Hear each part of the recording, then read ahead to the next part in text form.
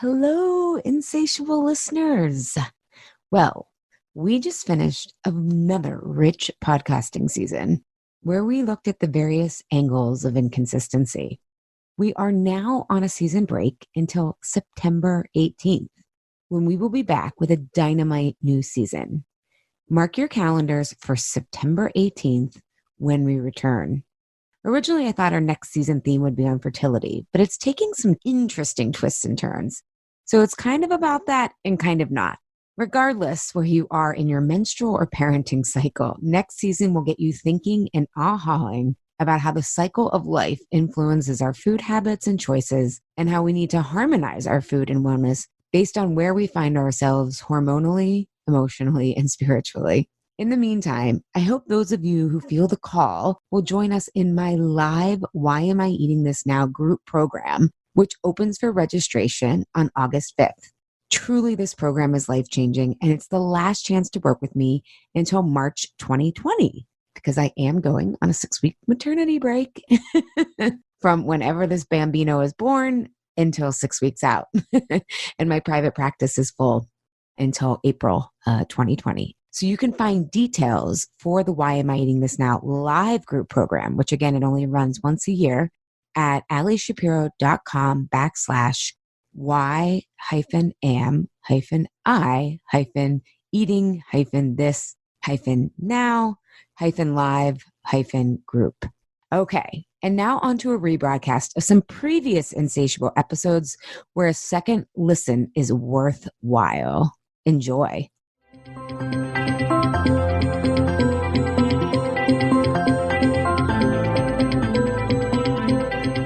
When you're fed up with fighting food and your body, join us here.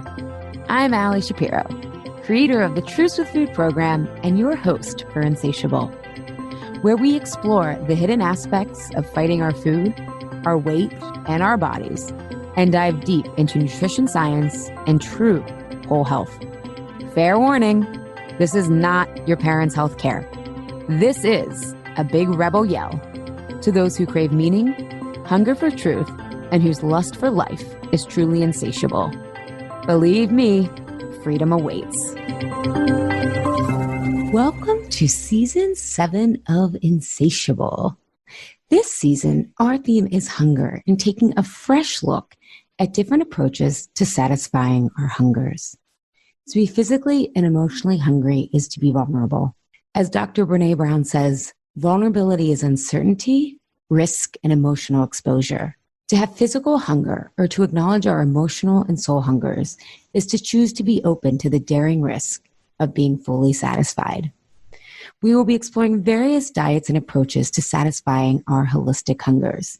Before we get to our episode today, the pros and cons of intuitive eating, during our transition episodes to Season 7, I had hinted at something about if you love the conversations we have here and are all about exploring and experimenting to finding the radical truth for every body you have, your physical, emotional, and soul, I had something exciting to share with you.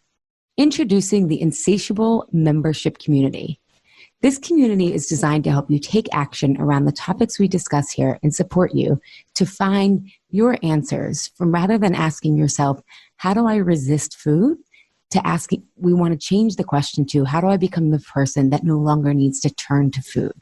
A radical departure from 99% of other approaches. I rolled it out privately last year to clients, new and old, and the results have shown me there is a real need for a community where we can trust ourselves, learn from each other, and as we get healthier, want to take more daring risks to make our life choices potent healing medicine. And I have to tell you, we've had so many people from the Insatiable community start to join here, and we're having so much fun. It's on an amazing platform, so we're really having great conversations and ahas. So I'm now opening it up to Insatiable listeners. It has been since the beginning of this season. In a nutshell, it's a community where there are new gurus and we learn from each other. Once a month, we have a mastermind topic that helps you gain clarity and have a group to support and learn from wherever you are on your path. And once a month, there's also a Q&A call with me where I coach attendees to get inspired, unstuck, and clear on your next step. You can find more details at allyshapiro.com/IC2019. So I'm really excited for today's show, which is a solo episode with me. And I'm doing it solo because I've been asked several times over the years how my work is different than intuitive eating. And I knew that answer would require a thoughtful answer. You know me, I can't really be brief. I think wanting to eat intuitively is a hunger on so many layers. First, it's a hunger to no longer be hungry, right? To learn what works for your body instead of deprivation and dieting. It's a hunger for simplicity, not 1,000 rules other people are telling you. It's about getting back in touch with your own hunger and bodily needs. It's also a hunger for freedom, to no longer be controlled by food and weight. And as I'll share today, as with my process, I see it as a soul hunger to make the pain we've experienced in life count and contribute to a better world. I'm also someone who loves options and choices, and so I love planting the seed that there are many paths to becoming an intuitive eater. I agree with the entire intuitive eating premise, and I always say there aren't nutritionists in nature, and my goal is to get clients back to focusing on their needs, wants, and instincts, with food just being one part of that, where intuitive eating is exclusively focused on the food. And the way I approach, or the how, my end goal of intuitive eating for clients is radically different than how the intuitive eating principles do them. And how to me is everything, because it determines how much you change and what you change in the process, who you become, not just the end goal. For example, becoming a parent. The end goal is to become a parent, right? But how do you get there? Do you adopt? Do you do IVF? Does it happen by accident? Does it happen on its own? How do you approach pre-pregnancy, pregnancy, delivery, the fourth trimester? How do you choose to parent? All these things are going to change you in different ways and have you experience different things. It's not a right or wrong. It's about finding the right fit. And so my point being in using that example is the how might be more important than the what. So I agree with being able to eat intuitively, and how I get there with my clients is very different than the traditional intuitive eating approach. And I'll explain the reasons I approach becoming an intuitive eater differently. I also want to be clear, I am not trained in intuitive eating. This was never the path I took personally or professionally. So I don't have the perspective or expertise of the program of someone who works with clients on this day in and day out. But I know enough to explain the key differences and some of the limitations of traditional intuitive eating. So before we get started, what is intuitive eating? And this is directly from the original creators who used research-based evidence to help develop this framework. So intuitive eating is a self-care eating framework with 10 principles. In today's episode, I'm going to go over the 10 principles and add where I think there's a different way to think about these principles based on how I work with clients. Intuitive eating is truly an empowerment model because it's filled with experimentation and curiosity. Empowering because it's guiding you to your own conclusions. Lots of plans out there now claim empowerment only to tell you exactly what to do or what's off limits and legal and good or bad or what steps to take rather than foster your own need for autonomy. Someone tells us not to do something or that we can't, we just want to do it, right? Like if a diet tells you you can't eat potatoes, all of a sudden you want fries. So I love that the intuitive eating framework trusts the body and ourselves to arrive at our own answers. I just really, really love that. And that's really the same premise and design of my process, because we are also trying to rebuild self-trust that dieting robs us of, right? Dieting tells us you don't know. You have to follow a plan. However, my process goes a little bit further, and in the case of my work, we rebuild the self-trust in a world that asserts a hierarchy of control and worth based on gender, race, and how much money you have. So I'm really working on a desocialization process with clients, not just around dieting has robbed us, but what our culture tells us is appropriate for us based on not just our looks, but who we are as women, as men, and wherever we find ourselves in the social hierarchy. Also, this is one thing that I think is really important because intuitive eating is gaining so much popularity, there's a lot of room for misinterpretation. It is not an eat anything diet, which it often gets portrayed as. While it gives you permission to eat anything and connect how you feel, when you look at the long-term results of allowing ourselves to eat something, it does lose its charge, right? So that's the assumption in intuitive eating, that long-term you won't want these foods if you truly allow them and connect to how you feel on them. However, when you look at food issues from a different root cause, which is what my work does, I see that that's not always the case. I'll get more to that and why I take a different approach than intuitive eating in terms of arriving at a neutral or truce with food, as I call it. So today I want to explain some things to think about if you are considering intuitive eating or if you are doing it and not getting the results you want, some things to consider and explore further on your journey. And by results, I don't mean weight loss.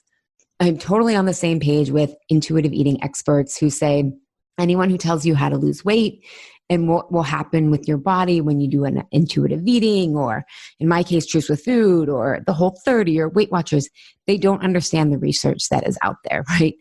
Actually, no one can really predict what's going to happen with your body in the long term, right? So I'm talking about long-term weight loss. Lots of people can tell you how to lose weight in the short term, and that can work for many people, especially when you first start trying to lose weight. But the research shows the biggest indicator of weight gain is dieting, and over time, it gets harder and harder to even lose weight in the short term. So I'm not talking about weight loss as a result here. I'm talking about the relief that comes from food freedom. And we are going to go a bit deeper today because in my 12 years of being at the intersection of food, change, and psychology, I discovered we are after something even more exciting than just food freedom. Like, don't stop there. There's so much more. And I'll explain what I mean by this in the podcast episode. So, onto the 10 intuitive eating diet principles. The first, framework, guiding philosophy, they would say, is reject the diet mentality. They say, and I'm getting a lot of this work from, it's called Intuitive Eating, a Revolutionary Program That Works, by Evelyn Tribole and Elise Resch. I hope I'm pronouncing their names right. So this is kind of their original intuitive eating book that has sparked a lot of, other trainings and other people taking this and making it their own. But this is kind of the original source. So in the book, they say, throughout the diet books and magazine articles that offer you the false hope of losing weight quickly, easily, and permanently, get angry at the lies that have led you to feel as if you were a failure every time a new diet stopped working and you gain back all the weight. And in this book, again, they give excellent research on how dieting actually causes weight gain and makes weight loss harder with each diet attempt, and that binging is in response to restricting and why it can feel so scary to give up dieting and even binging. I'm running Truth with Food right now, and we're really working with a couple of my clients on not restricting, right? And their binging is going down, but it's not gone all together, right? Because it takes time, because you also have to get to the emotional reasons you're binging. But it can be really scary to give up that yo-yo. Then one of the things that I just love, that I agreed with so much in their book, they mention this woman whose name is Michelle Lewicka. I hope I'm pronouncing that right. But she has a book called The Religion of Thinness, and she's a Harvard-trained theologian and scholar. And she makes this compelling argument about how the endless pursuit of thinness through dieting fulfills a spiritual hunger. The purpose of dieting serves as the ultimate purpose by providing a set of myths to believe regarding the rewards of thinness, offering rituals to organize the daily lives of women, creating a moral code of which to live and eat by, and creating a common bond and a community for women, right? I've often joked on this show, and when I give keynotes, those of us who don't have religion find nutrition. And there is a reason, right? What it does is it helps us organize our lives around, are we productive? Does our life matter, right? And if thinness is the ultimate guiding meaning, we can say, I know my life counts because I ate well today, I exercised, I was disciplined, I'm being productive. It just orients us, right, to what gives us meaning in our lives versus us having to figure it out for ourselves. I've shared a lot of times that, especially in my 20s, dieting was my hobby. There were no longer organized sports that I played. I had no one else to kind of shape what I did in my after school activities. And my life became my work. I was in a really intense position, traveling all the time, moving every 6 months. And then my fallback was food. And even though I struggled so much with food and wanted to stop dieting and lose weight, this was such a big piece of my identity, right? And so we can hear this and know that we need to reorient ourselves. But that can be really hard after food and weight loss has been front and center for our lives. So this is where I agree with what they're saying in this first step. But with my clients, I start somewhere else. I actually start in a place that will get clients to know what they are for.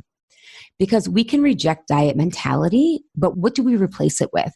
What do we want to be for, right? So with my private clients, and this is kind of, oh, by the way, I had a podcast listener ask me if I still work with clients privately. Yes. And I actually, after a couple of years, have 3 spots open. So I haven't let my list know yet, but you'll know if you're listening to this that I do have space for private clients, and I still work with clients privately. But with my private clients or in Truths with Food, we start by setting a process-oriented goal. Someone you would have to be to accomplish your bigger health and wellness goals. So we find so for example, some clients' goal is find non-food ways to reward myself. One client, I just was working with her the other day, she wanted to feel more grounded in my choices rather than letting self-doubt get in the way, right? Because food was just one area that she was feeling this in. Some other clients will say, I would love if I could use exercise to nurture, not punish myself. And I start here because, again, intuitive eating looks at research and food, but my background is in change and psychology. And so we really need personal, compelling reasons to change. And we have to be for something, not just against something. And I also start here because this allows us to get to the real root cause of falling off track with our eating, or why we are so stressed, which has nothing to do with food. The process I take clients through after we know what they are for leads us to diagnose the story, patterns, and behaviors that make us want to diet or fight food in the first place. And if you check out season 2, episode 2 of Insatiable, I have all the details of these components of, why we fall off track. And, in the show notes, I'll also link to that episode if you're interested more in the root cause of why we fall off track. Or in Why Am I Eating This Now, we start identifying the emotions that trigger us to think about food or be overly stressed. Why am I eating this now could also be called, why am I so stressed? Why am I so overwhelmed? Because what clients discover here is that their mental food gymnastics, should I eat this? I really shouldn't eat that, but I want to be good. Oh, I don't want that, is the same as their analysis paralysis when they're stressed. It's not about food. It's about the emotions that we feel powerless over. And food is just a way to procrastinate. It's a way to numb.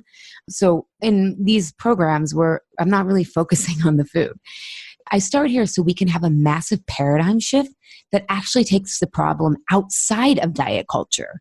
When you can connect that you fight food or your body as a metaphor for fighting or gearing up for life, there's a new destination you want to go to. Plus, diet culture is part of a larger nesting doll of capitalism that says we are only worthy if we are productive and getting ahead, a patriarchy that tells us that we as women are inferior and thus never enough and always have to prove ourselves, or that men who are sensitive are pussies, right?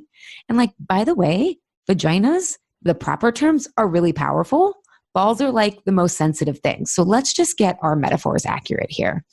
So the diet culture mindset is a symptom. It's not the root problem, which is why I start with our story that not only keeps us out of control around food, but it also gets us to see this is not only about food, which paradoxically takes pressure off the food.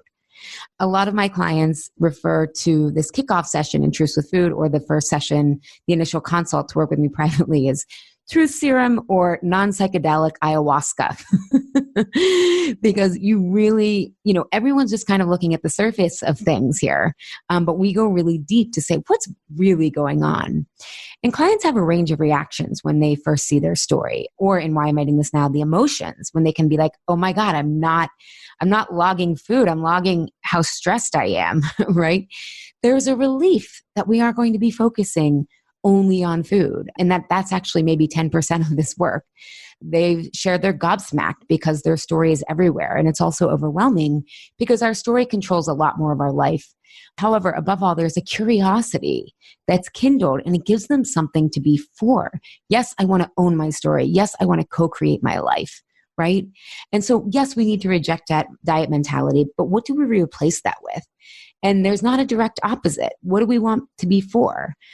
I've often shared on a couple episodes here, but also in talks, that the biggest game changer for me in my own health was when I realized that I had defined healthy as not having cancer. And again, that's an amazing place to be. But if we think of that on a continuum, it's kind of like being at zero. And when I wanted to be for health and wellness, when I wanted to feel alive, when I wanted to feel alive holistically, that's when I accelerated exponentially, to the other side of the continuum. And so when clients start to see that they want to be free and own their story, which means crafting a life on their term, rather than wait to be rescued, which weight loss and patriarchy tell us is the best we can hope for, right? It doesn't mean their desire for weight loss or fighting food goes away right away, but it plants the seed that there is much more to this and gives them a real plan to move, a process to move forward with. And so how we set their goal for our private or Truths with Food work is a meaningful, personalized goal they'd be thrilled to achieve versus just rejecting diet mentality. And I want to just put an asterisk here because my clients on the surface are not passive people. They're business owners and leaders in their corporate, nonprofit, medical, and academic lives. So you can be totally type A and high functioning, and that doesn't mean there aren't areas in our lives that we feel powerless, food being only one area. So I agree with this step, but I start in a place of discovering and deconstructing the story or triggers, patterns, and behaviors that make us fight food in our body. The fight itself is a symptom, not the root problem.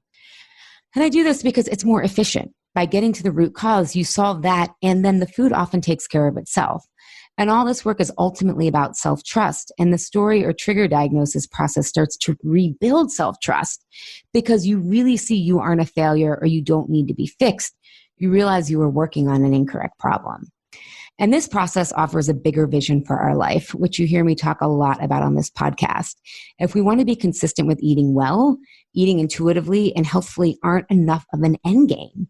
We need a life we want to be healthy for, which again, I define as more wants, chooses, and gets to versus shoulds, have tos, and musts, right? There's never going to be the fantasy. I mean, unless you have a trust fund, but we're learning even those kids have problems. No one gets to ride for free in life. So it's not that your life is perfect. It's just that you're going more with your own flow than what society has told you have to do. All right. Number 2 of the intuitive eating framework, honor your hunger. They say, keep your body biologically fed signs with adequate energy and carbohydrates. And I love that they mentioned physical hunger can include fullness, but it can also include irritability, spaciness, thinking about food because you need it, and not letting yourself get too hungry, which is all signs of blood sugar control, right? When I'm working with clients privately in Truths with Food or Why I'm Eating This Now, we get to the food piece after we are better sorted emotionally. It's a very nuanced dance between how you eat determines how you feel and how you feel determines how you eat. And believe it or not, the emotional side of this is much more complicated. I found if you start to sort out the emotional piece first, the food piece happens naturally as clients are better able to sort out when they are truly hungry and listen to their physical body versus what I call phantom hunger. We did a survey in the Insatiable membership community this past week about how often we are able to discern between physical and emotional hunger. And the current group average was about 64% of the time our community knew the difference between physical and emotional hunger. And I share this because I found about 80% of the struggle with food is emotional, right? So if you can clear most of that up, it's much easier to tune into our physical hunger versus trying to tease out, what kind of like 40% of the time is emotional versus physical. When we do get to this piece about knowing the right foods for your body, I give a series of time-tested experiments and explain blood sugar so people can more quickly learn their body. The experiments help people arrive at their own conclusions, which is consistent with intuitive eating premises. But I use blood sugar and digestive health as a discernment tool because I think it shortens the learning curve. One thing I've really realized, at least for my clients, is we crave some structure. We want flexible structure, right? But we want enough structure that we can measure results, like decreased hunger, decreased headaches, decreased cravings, all that stuff. And I created this because I am someone who's extremely sensitive to sugar. So the more I ate when I didn't know what foods worked best for me, the more depressed I became. And I couldn't get myself out of that depression hole. And that's because there were deeper emotional issues at work. And so I tried with therapy and meds, but all I could do was connect to how much sugar I was eating and how actually all that sugar made my depression, made me feel even worse. And like I could tell it was making me feel worse, but I couldn't stop, which made me feel even more broken because yes, this is awful and I'm still doing this, right? And most of my clients are coming to me with some medical condition like anxiety, depression, or autoimmune stuff like Hashimoto's or arthritis.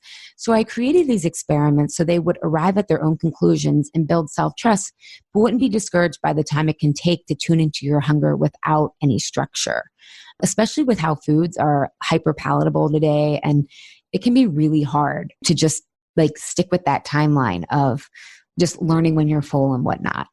So I agree with all this, and I focus on the physical hunger later after we've cleared up some of our emotional stuff, because I think saves time and sets us up better for success. Okay, intuitive eating principle number 3, make peace with food. In the book, it literally says a call, a truce. I never knew this because I only read it like a month ago. And it's focusing on not restricting, giving yourself permission to eat what feels like forbidden foods, right? The foods that make us feel guilty, the ones that make us feel like we're bad. And they bring up that a lot of binging or overeating is reaction to restriction, which I totally agree. And their process is, here's what they tell you to do. Pay attention to the foods that are appealing to you and make a list of them. Put a check by the foods you actually do eat, then circle remaining foods that you've been restricting. Give yourself permission to eat one forbidden food from your list, then go to the store and buy this food or order at a restaurant. Check in with yourself to see if the food tastes as good as you imagine. If you find that you really like it, continue to give yourself permission to buy or order it. Make sure that you keep enough of the food in your kitchen so that you know that it will be there if you want it. Or if that seems too scary, go to a restaurant and order the particular food as often as you like. Once you make peace with food, continue on with your list until all the foods are tried, evaluated, and freed. Okay, so here's where I differ in this approach. I'm all about making peace with food, but in my personal, professional, and academic work, I've come to the conclusion that food issues have little to do with food. There are layers, with food being at the surface of what you think the problem is. But food issues are often about unresolved trauma. And we've talked about this on the podcast a lot. Big T's and little T's, right? And for a lot of my clients, it's the little T's. Nicole Keebler, who was our guest in season 6, episode 2, she says, big T's explode, little T's erode. And I love that, because what clients start to realize when we do more of their story work is that they realize it wasn't one instance in life that kind of set them off on food, or that they had one big trauma. It was this constant barrage, right? Maybe they were bullied, or a lot of clients who have divorce in a home, right? They grow up normalizing chaos, which is a big deal because we'll get to there later. And of course, there are things like narcissistic parents, neglect. Some of my clients, the financial poverty that they grew up in and how that distanced them from the world around them, or when their parents got divorced and they were the only person in that neighborhood, right? My older clients, when their parents got divorced, that was like, nobody did that, right? And then of course there are the bigger things like sexual abuse and other things, but it's really important to realize that food issues are about, and maybe you don't want to say unresolved trauma, that feels too heavy for you, but it's unresolved pain from your past. And this is why this matters. Particularly, the way that they suggest that you have this peace with food is you're supposed to be paying attention in your real life. Well, our story about how we have to be in real life is what triggers us to eat out of alignment with our goals. So you're supposed to be doing this orderly process, right, of like testing these foods when all of a sudden your job gets nuts, when you have to move, when your mom gets sick, right? So for most people who have unresolved pain or trauma, these transitions send you down a spiral, and you aren't going to stick with this process because you will be overwhelmed. Plus, being on the surface, we are talking about binging and deprivation and feeling full on an intuitive eating level here, right? But if you have unresolved trauma, you might be more comfortable in the discomfort of being deprived or binging or dieting, because it's not about the binging or deprivation or permission. It's about what those feelings bring up in us. What is the emotional experience that binging, restriction, or satiation creates within us, right? This is what self-awareness is about. So many of us think we're self-aware, but we're self-critical. But what's happening when we're binging? How does that, in a weird way, maybe it doesn't make us feel super safe, but there's some safety in that, right? So if you have unresolved trauma or pain, feeling and trusting satisfaction and satiation is more uncomfortable than the drama of restriction or the chaos of binging. Eating intuitively is very uneventful, and it doesn't get at the deeper emotional work we must do to feel comfortable feeling great in our lives. So to make peace with food, you actually have to make peace with feeling peaceful and satisfied in your life. So with my clients, the bulk of our work is to reboot their emotional immune system, so we aren't comfortable in a constant state of emotional inflammation or chaos. Right? The striving, the overworking, the overperforming, the perfectionism, that's our comfort zone because it's familiar, but it also keeps us really up and then we crash, right? So if we think about our physical immune system, we want it to react and protect us, but not so much, right? That we're reacting at things that we shouldn't be, like our food supply. So with unresolved trauma or pain, we have an overreacting emotional immune system. We are always gearing up, which is preparing for psychological conflict. So we are competing, avoiding, and accommodating when we don't need to be. So here, rather than doing the food testing intuitive eating recommends and observing how food makes you feel, when my clients eat out of alignment with their goals, they learn the tools to x-ray what happened emotionally. How was my emotional immune system overreacting, and thus me not getting my emotional needs and wants met? So here's an example of this. I had a client I was working with, and she realized that when it came to presenting at work, she was like always over preparing, right? Whether it was a meeting, a presentation. And her pattern was to avoid. She never asked, like, what are my expectations? What do you want to get out of these presentations, or what are these meetings, right? It was just like, I'm going to do it all. So she would end up procrastinating, sometimes just with social media, sometimes with food. It would leave her to stress. And then she would eat to fuel the work when it was due the day before. And then she would numb the discomfort of how much she was building up the presentation. So she was on the defense because she didn't want to fail, right? Rather than wanting to get her ideas out there, she was so worried about failing, right? This came up in Truths with Food this week. I was giving them what I call the Zoom Out tool. And in the Zoom Out tool, one of my clients was sharing that she was nervous about a different work situation. And I said, well, what do you want to get out of this? And she's like, well, that's an interesting question. She's like, I'm always so concerned with not failing and trying to prove myself that I never think about what I want to get out of this. And so all of this is to say that we are more comfortable in this constant state of being super up and stressed, or super down and just uncomfortable, right? Rather than the smooth, calm steadiness. So this is why we will eat things that make us feel like shit and yet still do it, because the food is serving us in other ways that aren't about the food. So this is the start of a radically different departure of how I approach this differently than intuitive eating. And I'll explain why the more we go.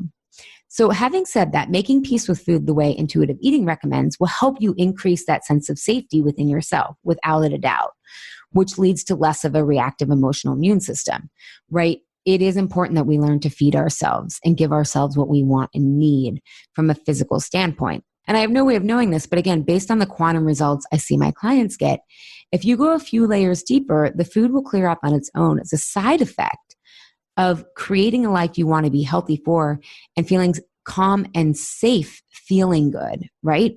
So a lot of what I'm doing with my clients is helping them feel safe, feeling really good and powerful, not on that roller coaster of doubt, crashing, overperforming, crashing. So I always have, and again, I want to say that maybe a con of even Truths with Food, or a downside is, because I always have my clients come on here and tell you the truth, that changing your story and owning it is really challenging work.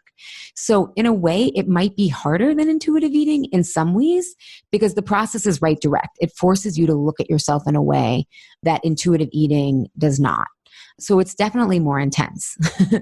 And so I put that there because sometimes it can be healthy to do these intuitive eating steps and then come and do some sort of story ownership process if you don't feel completely comfortable in your body or with your food. There's no right or wrong, but it's definitely more intense to go straight for the story. But as one of my favorite Peloton instructors, Robin, says, you deserve better than easy. So shout out to my current Truths with Food clients who are making the turn right now. They've spent these last 2 months really digging in and doing the hard work. So yeah. All right. Principle number 4, challenge the food police. Okay. So this is what intuitive eating tells us to do for step 4. And it says, scream aloud no to the thoughts in your head that declare you're good for eating minimal calories or bad because you ate a piece of chocolate cake. The food police monitor the unreasonable rules that dieting has created. The police station is housed deep in your psyche, and its louder speak shouts negative barbs, hopeless phrases, and guilt-provoking indictments. Chasing the food police away is a critical step in returning to intuitive eating. Okay, so the food police, or as we call it in Why I'm Eating This Now, Truths with Food, or with my private clients, these mental food gymnastics about we should or shouldn't eat, and then judging ourselves afterwards. These actually come out when we feel unsafe emotionally. When we feel we need to gear up for our day, we get a project we assume requires so much of us. When someone questions us at work, right, we present and then they ask a question, we make it mean we don't deserve to be there rather than we were unclear or someone wants to know more, right? So that's when our thoughts start turning to food after meetings like that. It's actually, or with your kids, right? A lot of my clients who are parents, it's like parenting, there's no right or wrong. And so they start, when that doubt comes in, they start thinking about food, right? Or when we're tired, but we feel we need to push through to be productive.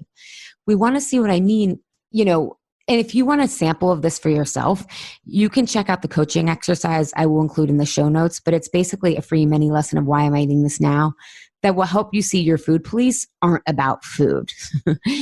It's kind of like saying people are poor because they're lazy or less intelligent. No, they're systematic oppression. Do women make less because they aren't working as hard or as smart? No, systemic oppression, right? Food police is a symptom, not the problem. So only understand that once you understand fighting food is not really about food. And again, that good and bad binary thinking around food is also a way you're going to make meaning about most of your choices, not just food, or at least the ones you don't feel 100% confident in. And that's because that creates little room for error, which is a protective mechanism if you have unresolved pain or trauma. You want to anticipate food in life and the life areas that we aren't 100% confident in from all angles to protect ourselves. So part of what my clients learn is how to transform good and bad or all or nothing or either or and black and white, whatever it is, right? Whatever puts us in that binary of good and bad into more creative thinking. And intuitive eating does mention this, and they call it, like dissolving dichotomous thinking into go for the gray. I agree. And they give some concepts to get out of that. And they mention getting to process thinking, which I think of as growth mindset. But again, I don't think what they've suggested goes far enough. We have to know it's safe to go for the gray. And you have to know how to get to the gray because gray requires context and imperfect experiences. And if we're always in good and bad, black and white thinking, then we don't know what we don't know. We're not getting that context. We're not getting the research, right? So embodying growth mindset is great in theory and really challenging in real life in the beginning because you have to feel safe to be uncertain, which unresolved trauma and pain doesn't often allow a lot of tolerance for uncertainty. So I have my own tools, and the process are in Truth with Food, and a few of them are in Why I'm Eating This Now, but it's very different than what intuitive eating offers. And I do this because I'm focusing on creating a bigger tolerance for calm and self-trust. And that's not a skill set that's addressed in intuitive eating because it's the domain of narrative coaching, emotional intelligence, and adult development. Yet I find an interdisciplinary approach critical because when we feel safe, we stop self-monitoring, which is what the food police are actually about. But you just don't have food police. You probably have analysis paralysis in other areas of your life. I've never met a client who didn't. Because again, the way to be black and white about food was just about one way that they were very analysis paralysis or black and white and trying to think of all these different things in other areas of their life. Okay, intuitive eating premise number 5, feel your fullness. Respecting your fullness. To respect your fullness means to listen for the signs your body sends you when it's satisfied, approaching fullness in full, and to make decisions about whether to stop eating, taking this information into account. So I love this. It's all about tuning in, right? Getting cues from your body, not from scrolling on social media, not from feeling like you're missing out and then eating more or matching your tempo to a podcast, right? Or social expectations. And I love that they point out that you're going to undereat and overeat. Like that they acknowledge this. There's no perfect, even once I get to intuitive eating, I'm going to know exactly what to eat at all times, right? You don't, and again, I don't explicitly address this as kind of like a step, I guess, because again, I think once you aren't eating in reaction to your stories or your feelings controlling you, you want to make healthy choices. And your body is always trying to be well, even if it has some wacky ways of getting our attention. And again, if you look at binging and overeating as patterns, you can see the body trying to surface this symptom, so you will address it. And unfortunately, our culture doesn't have a strong grasp on what's going on, so it's hard to find the support to help you first acknowledge this is a symptom and then a proper transformation or healing process. And I agree that this is an important piece to address. This is actually our March focus in the Insatiable membership community, to get back to not just fullness, but other signs we are actually physically hungry. So agree totally with this. It's just not even something that we really even go over in Truths with Food. We definitely focus on how to know if your other signs and symptoms beyond fullness, like fatigue, focus, a lack of anxiety, those kind of things. But we don't focus on the actual physical fullness because it becomes really intuitive once you clear up the emotional stuff. All right, number 6 of the intuitive eating framework, discover the satisfaction factor, pleasure, flavors, textures, right? That's what they want you to enjoy. And I totally agree. And again, I think blood sugar principles can help with this learning curve. And I also think it's tricky because of how food is made today, which is why I give people experiments, because food today is so sugary, so salty. Like there's so much chemistry going on. I mean, guys, they're seriously in northern New Jersey, because when I lived in Philly and when I worked in the suburbs in the corporate world, I would come home at night and it would smell delicious. And then I met a friend who actually, she quit, but she used to do this sensory tasting work for food companies. They're spending billions of dollars with scientists in New Jersey. Okay, there are other places. But I'm thinking of the Hamilton line. Isn't everything legal in New Jersey? But they are trying to locate the exact peak places of your brain that will light up the reward center and make you eat more and more and more, right? That's how they get you buy more product. So I've gone off on a tangent, but I'm saying the satisfaction factor can be a little challenging, right? And again, feeling satisfied has to feel comfortable, not just around food. How many times do you feel guilty for getting your way or just eating what you want, right? Or doing pleasurable things without earning them, right? This goes beyond food. I remember back when I would try to lose weight, I'd set up these plans and I'd reward myself for pounds lost, which of course involved so much sacrifice. Like I would get a manicure. I mean, I worked at a bagel shop, so I didn't have a ton of money in high school, but it was like, oh, I'll buy myself a top at Gabe's, which is the equivalent of like Marshall's today, right? It was like this complete puritanical sacrifice rewards. And I still, this satisfaction of just like buying something because I wanted it to, or not feeling like I had to earn even like downtime from studying, right? I'm not a big part of, I guess what I'm going to say is I still distrust ease and pleasure to this day, not to the degree I used to. Part of it is the trauma of, cancer. And part of it's the parents I grew up with who were always on guard. My dad grew up very poor and in the projects of Pittsburgh and very violent neighborhoods. So he grew up always preparing us, and my mom's a little paranoid. I love her, but she's a worrier. So it's not all the trauma, but it's also my parents, right? And then also life today, right? We're constantly being encouraged to be stimulated and never have downtime. And also because the most meaningful things in our life are going to take work. They're not just going to be all pleasurable and easy. But the point is, this is a pattern that extends far beyond food, and you can get more comfortable with satisfaction, calm, and pleasure. Life doesn't have to be all hard work and no play. I mean, we definitely don't need to earn our food, the ability to feel satisfied from our food or satisfied from our lives.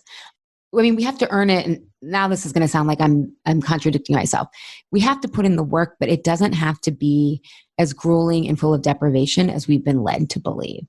So to me, really, if you focus on story ownership and rewriting your story, when you do that, you build self-trust, which enables us to trust calm, fulfillment, and pleasure, as well as tolerate the uncertainty that's going to be required to work through to get to that place.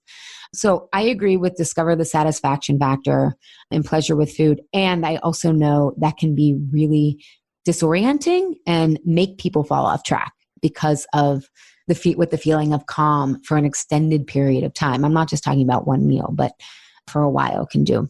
Okay. Intuitive eating principle number 7, honor your feelings without using food.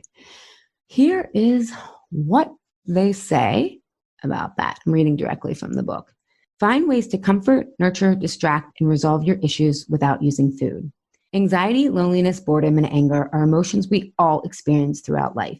Each has its own trigger and each has its own appeasement. Food won't fix any of these feelings. It may comfort for the short term, distract from the pain, or even numb you into a food hangover. But food won't solve the problem. If anything, eating for an emotional hunger will only make you feel worse in the long run. You'll ultimately have to deal with the source of the emotion as well as the discomfort of overeating. Again, I totally agree. And going one level deeper on these cravings, I'm looking at the emotional and soul level of this hunger. right? So they give examples about boredom, right? Like when you're bored, what to do instead. But here's the deal, guys. There's a root cause to boredom or procrastination. Often our story's holding us back from taking the courageous leaps we want. And that's why we're bored. The root cause isn't just that we need to, like, reading a magazine or something isn't going to help chronic boredom, right? Or even occasional boredom, maybe occasional boredom. They talk about procrastination, how people, eat to procrastinate. But this procrastination is actually part of the avoid pattern. We talk about a lot on this. And part of why people avoid is they build up tasks. They are perfectionists, which come from a safety mindset, which again comes from unresolved trauma and pain. So again, if you were looking layers deep at root causes here, it's not just what's on the surface. So when you get these suggestions about how to deal with boredom or procrastination, or they say lonely, call a friend and share your feelings. I created an email blast to my list about this kind of advice. And you're not lonely because you didn't call your friend. You're lonely often because you're comparing yourself and isolating, or you're not speaking up, right? So I had an example of a client I shared with my list that she was at this parent-teacher meeting or group, and it was for her child was struggling. And she felt very isolated. So she tried to go to this group, right? And she would come home after these groups and go into the fridge. She's like, I know I should call a friend and, connect, but I don't do it. What's wrong with me? And when she was able to see her story, and what she realized was the competitor in her, this competitor pattern, was comparing herself to the other moms at the group. And it was making her isolate herself and feel like she was uniquely different and uniquely, like, people couldn't understand her, right? And that's why she was lonely, right? She had to own that competitor pattern. But eventually she did, once she could see what was happening. And we talked about what was important for her. And at first she was just like, well, I'm going to test the waters connecting with these other parents. And she started out by, like, the next meeting explaining, like, how she was struggling. And, like, two other people were like, I've had that same experience, right? And it was so eye-opening to her, because this competitor pattern really makes us feel like we're different and no one can understand us and we're uniquely broken or uniquely challenged. And by opening up and connecting, she didn't even feel the need to eat when she came home that night, right? Because she got to the root cause. So I share this because so many emotional eating articles or stress management tips, they give us a really passive approach to our feelings and stress. Take a walk, breathe deeply. These are all really, really great. But if you don't want to keep walking like on a treadmill and breathing deeply forever, we got to get to the root cause of your stress. And it's often our story that tells us how we have to be in real life that causes the stress, right? Like my client, she was in real life, her kid's struggling. She doesn't know what to do. There's no easy answers, right? So it was more about becoming self-aware of how she was actually making life harder for herself than it needed to be. But that was the way that had really protected her and served her in the past, but now it wasn't working anymore. So my approach is a little bit more hardcore, and that you have to own why you're lonely, why you're procrastinating, why you're bored. But I like to be more in choice, I guess, than, I don't know. I don't want to say it compared to other people, but that's why I included this in my process, because I like to have choices and options. I don't want to just wait for things. So if you think back to the first time you turned to food in a destructive way or to a diet, right? Think back to that, right? And, what were the events like? That is the issue that really often is where our story originated, and what we have to work through is how to be in vulnerable and discomfort emotions in an empowering way. So for example, one of my clients, she was like, oh, the first time I went to Weight Watchers was actually with my mother. And I was 10 years old, and it was right when my mom got divorced from my dad. And my dad left, and it was chaos.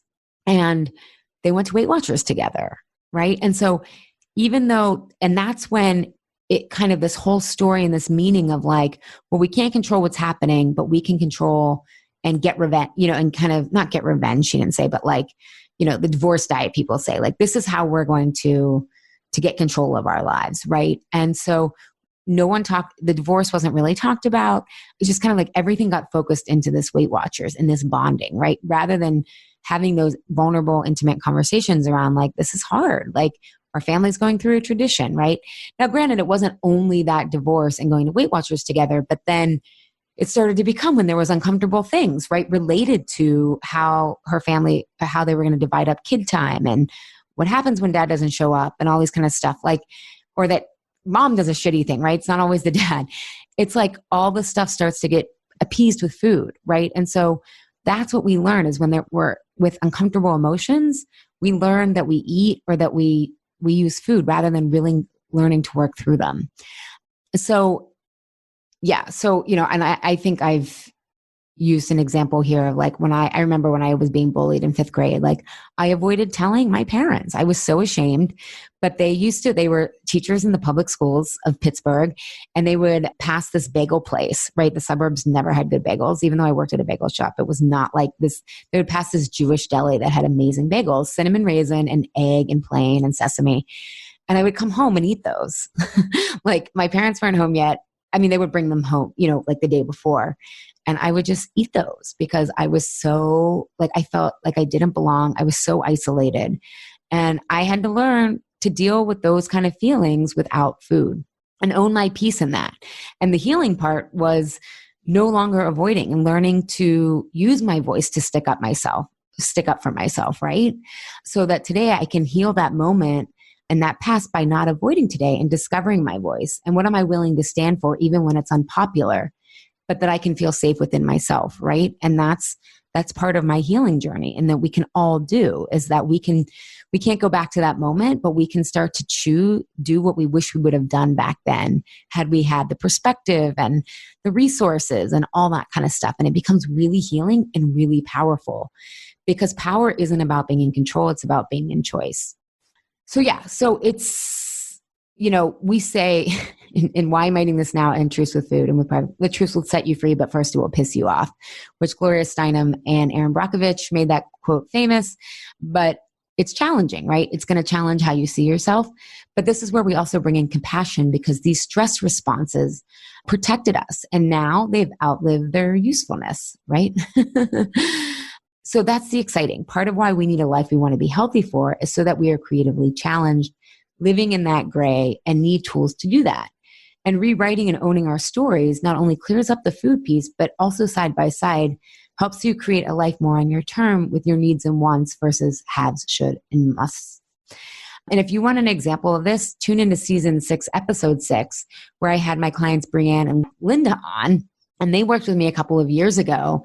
And they have shared how this work of owning their story has really led for them to lead their lives, live and lead their lives in a way on their terms. Brianne shared how, she was managing nurses and her leadership style became one to lead with vulnerability and collectivism more than the traditional patriarchal view of leadership that we sometimes think about, and how that was life-changing for her team. Or Linda, when she had to cut millions away from the budget of the higher education place that she worked for. And she was able to do it her way and in a way that she was really confident in, the way that she wrote out the communication plan. And so this isn't about just finding ways to not procrastinate or be bored. It's about becoming the author and the co-creator in your life. All those other things are often just symptoms. Another thing that is always left out of the conversations of this feel your feelings is this concept called background feelings. And I got this term from Dr. Antonio Damasio, who wrote the book Descartes' Error. And the book is basically about how Descartes and that whole movement of separating the mind and body set us back, 2,000 or 3,000 years. But what happens is if you have unresolved pain or trauma, and again, it's not just the one incident, but then it's all the incidents after that confirm your powerlessness, right? It was like, it started with me with my bullying, and then the cancer happened. And then I found weight loss even more. And it was like, that kept confirming it. And then when I didn't have the job that I liked and I couldn't date, right? Until I lost weight. But I'm just sharing, like, all these things we make the same meaning out of the way that it was when we were younger and powerless. But what happens is this story that we have about how we have to be when real life hits has created background feelings of chaos not enoughness, the fear of being too much. And we've normalized this. And Damasio talks about these background feelings actually being more important than the stressful work event or whatnot, right? It's not the acute stress. It's this chronic tension that we have normalized, right? And unfortunately, because when we're younger, we don't have a lot of resources or perspective, this background feeling often presents as a feeling of victimization or powerlessness. And it becomes part of the lens that we bring to the world, right? I just kind of went off on a tangent, but my own example was like, I can't date until I lose weight, right? I can't find meaningful work until I figure my weight out. I was putting myself in this passive role rather than doing the work to figure out who I liked, what were my interests, all this stuff, right? I'm reading Becoming right now by Michelle Obama. Such a good book. Highly recommend. Oh, I loved her before, and now I'm just like, oh my God, what she was going through. But anyway, she was talking about how her goal was to check all the boxes in life, right? Like, and I feel like that's what I had, right? With weight loss always being on my to-do list. But then she met Barack, and he challenged this viewpoint, and she needed to figure out who she was. And I felt like this was me, not only with food, but basically my life, right?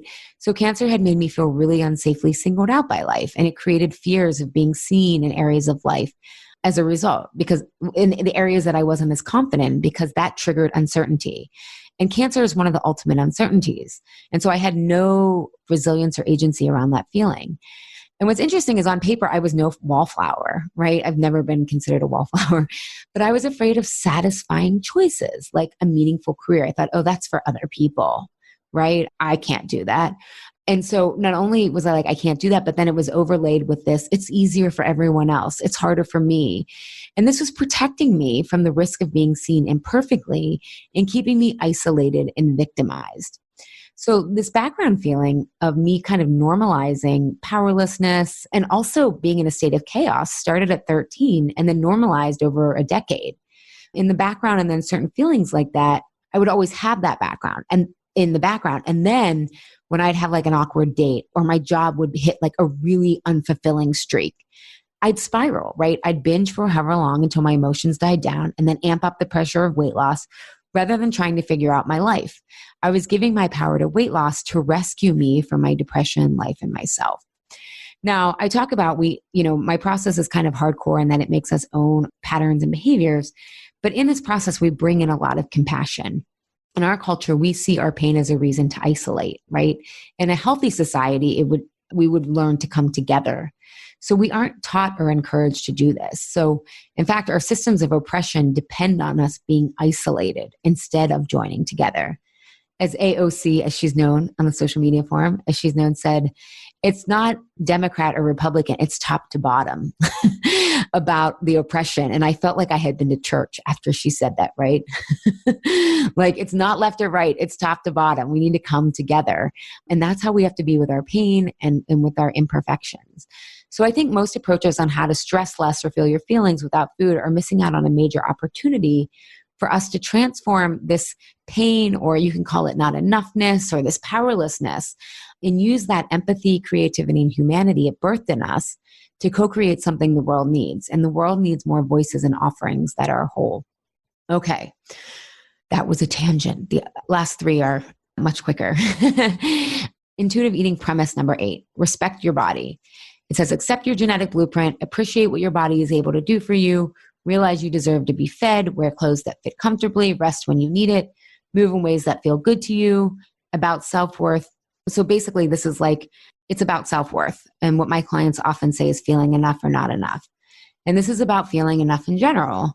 And the problem, again, with unresolved trauma or pain is we have a very narrow feeling of being enough, usually only when we're perfect, which is really about, this is what I need to do to feel safe. In the intuitive eating book, they talk about, stop body checking, which is comparing your body to others. But this is actually a competitive response, so you know how safe you are emotionally and psychologically. Are you ahead or behind? You have a different set of acceptable behaviors that you deem are safe based on your power position, right? So it's really not about our bodies. It's about learning to feel safe from within based on your own metrics, not culturally conditioned ones like who is the thinnest, most educated, etc., right? And again, we've talked about this on the podcast. Thin privilege exists, yet we are talking about your power, and your power is about choice. so you can cultivate many of your own choices in life independent of what the scale says. Another thing, another thing intuitive eating says under respect your body, stop body bashing. It says, stop saying, I hate my thighs, my arms are too fat.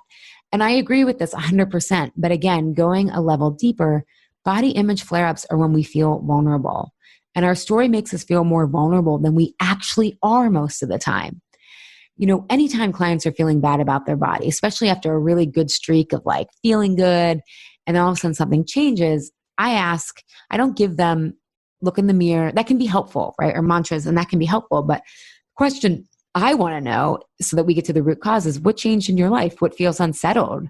And if they've done Truths with Food, we can start to look at where their story is flaring up. In another area of their lives, the arms and our butts are distractions and containers to place this vulnerability, because there appears a plan to fix those, right? That gives us some certainty.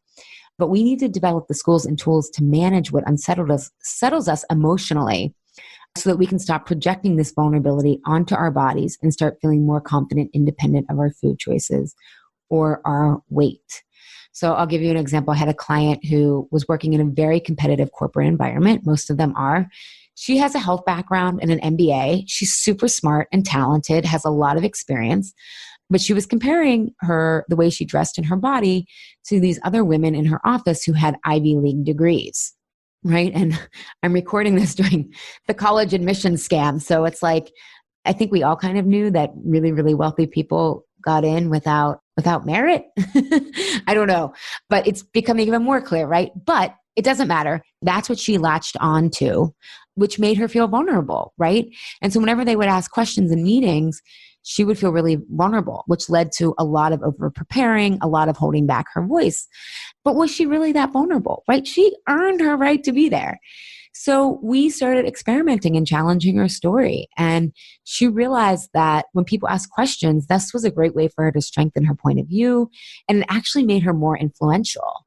And so when she was feeling safely self-expressed and that she belonged there more, by not competing, but getting clear on how she wanted to show up in those meetings, her body image, felt much better. Isn't it amazing how you can't start to question yourself when you feel that way versus when you're wondering if you're wearing the right thing or your arms look this way or whatever? It's when you feel vulnerable. And a lot of times our story makes us feel more vulnerable than we are.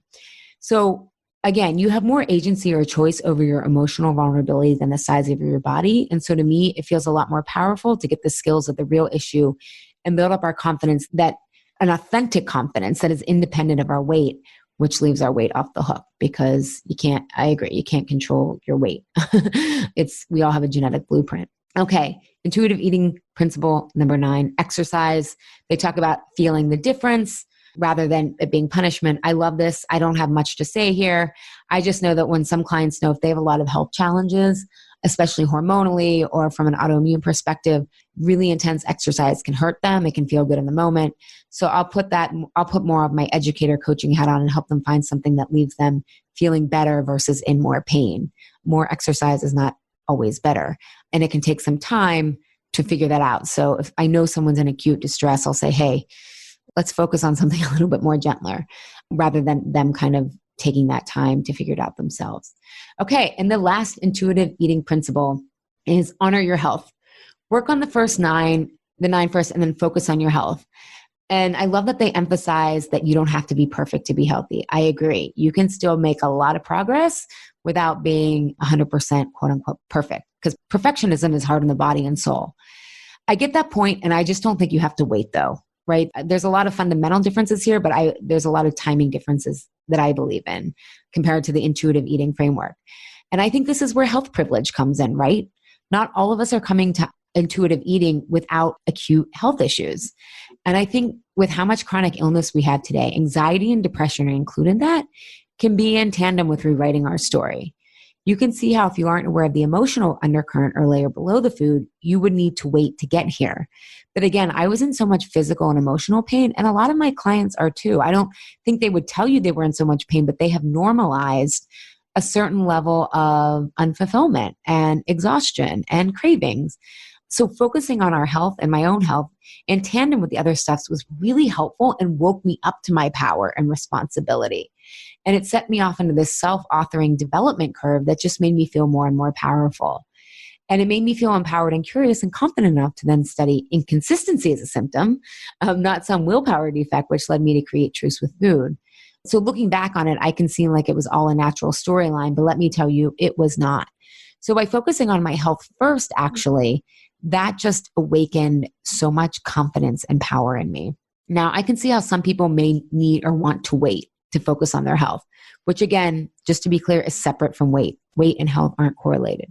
So I can see how some people would want to wait. But in my work, again, I come from a premise that there's always an emotional component to inconsistency, depression, anxiety, and autoimmune issues. So if you wanted to heal at the root, you can't stop at the food. So we are addressing health always when we're addressing the emotional component of things. Also, when you are depressed or anxious, there's really additional motivation to figure out the foods that will alleviate anxiety and depression, because that piece is easier to figure out and less pressured when you understand the bulk of the work is in rewriting and owning our stories, not conjuring more willpower with a food plan. So I just don't think you have to wait. And I think it can often be a huge developmental piece if you're in enough discomfort that you want to change. Because as the authors and creators of intuitive eating say, each of these steps take as long as they're going to take, right? So this could take 5 years to work through these steps. And I know looking back that if I wouldn't have had gotten the physical piece to my depression figured out by healing my gut, I would have never had the emotional capacity to take on owning my story, because there was no process to do that. So it took me 13 years to solidly own my story, whereas my clients can do it in about a year because I give them that process. But I was just, running into brick walls, and it was such a shit show trying to figure this out. But the upside of being stubborn, the golden part of that is I'm very persistent. The shadow side of that is I'm freaking stubborn. So I just share that, and that focusing on the health first or through a health lens, I don't think it has to be compartmentalized. And that was a big game changer for me in my own development. All right. So in conclusion, intuitive eating offers a lot, and I love the philosophy and approach. However, I don't think it gets to the root cause of our eating issues or body image issues, as I've discovered most eating and body issues have little to do with food. They have to do with feeling more safe, to feel vulnerable, calm, and satisfied, including taking up space in the world with our needs, wants, and ideas, whichever form that takes. I think intuitive eating can move you along that continuum. And I think the Truce with Food process provides a quantum leap on that continuum as evidence of my clients' results, because it helps you start to create more of your life on your terms as part of the process, and gives you more complete tools for the emotional intelligence and adult development required to really get out of diet culture and the cultural forces and expectations that influence diet culture, i.e. what it means to be a good woman or a good man. We were laughing in Truce with Food. A lot of my clients are like, I have this rebel side of me, and I would rebel more if I had more self-trust. And I'm like, that's my goal for you, to be 100% rebellious, because they rebel where they're confident, but not where they're 100% confident. And that's what we're working on. And so this is just, why I call my offerings option C. It's not dieting. It's not anything else out there like intuitive eating, mindful eating, or body positivity. It's this weird, radical other option that goes deep. And I also understand that it's not for everyone. Again, starting with just the food piece can build up a lot of self-trust. So then maybe you want to take on more. My work is kind of like your own personal shamanic journey. Seriously, it's going to go deep into your psyche, because the central question I'm interested in isn't about how to resist food, right? Or no longer resist food. I want clients to change their question and live into the answers of, how do I become the person that doesn't turn to food? I think intuitive eating provides some answers to the question, but it stays on the physical hunger level, even though I know many people experience emotional and soul hunger satisfaction from intuitive eating. But for those insatiable, I think my process can give you life-changing answers and even more questions you want to explore for your health and life. So I hope this was helpful. And it was a diplomatic approach to intuitive eating, because again, I agree with so much of what they're saying. I'm just coming at it from a different root cause and angle. And again, if you're interested in this question of how do I become the person that doesn't turn to food, check out our Insatiable membership community. We've got a special rate for March 2019. You can find information at alishapiro.com /IC 2019.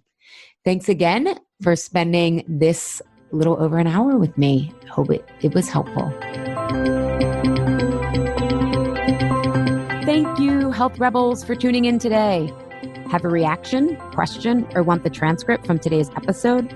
Find me at alishapiro.com. I'd love if you leave a review on Apple Podcast and tell your friends and family about Insatiable. It helps us grow our community and share a new way of approaching health in our bodies. Thanks for engaging in a different kind of conversation. And remember, always, your body truths are unique, profound, real, and liberating.